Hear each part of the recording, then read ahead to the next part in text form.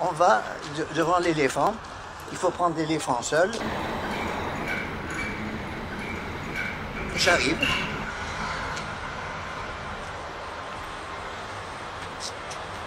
J'ai le livre en main. Je zoome sur le livre et je fais une lecture.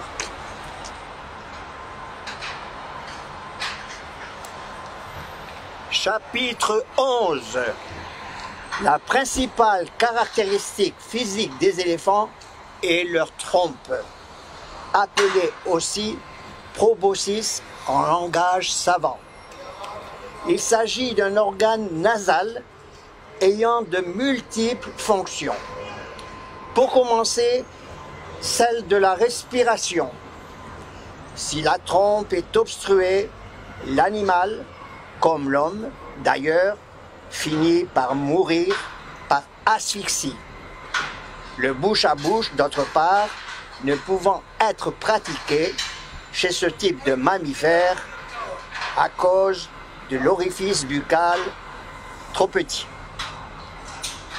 Puis, celle de la perception de bonnes et mauvaises odeurs. La perception des bonnes et mauvaises odeurs, selon des critères inhérents au pachyderme, selon qu'ils sont d'Asie ou d'Afrique, c'est-à-dire aussi de la savane ou de la forêt, où les senteurs des essences sont différentes.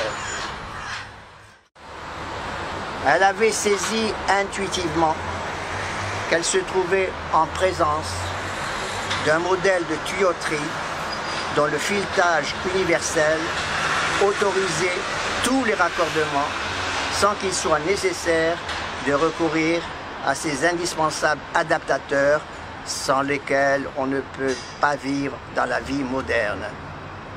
Un bon point pour la direction de l'aéroport qui avait su anticiper à l'origine en choisissant des équipements avant-gardistes sans regarder à la dépense.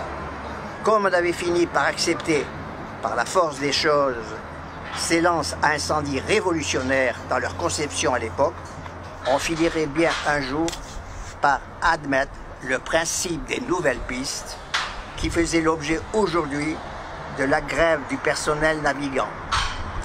Sachant tout ce qui change quelque peu nos habitudes est d'abord perçu comme mal avant de devenir naturellement l'objet de nouvelles habitudes et ainsi de suite, jusqu'à la fin des temps. Les forces de progrès, c'est bien connu, sont toujours en but à des résistances d'autant plus vives qu'elles touchent à nos petits conforts matériels et intellectuels.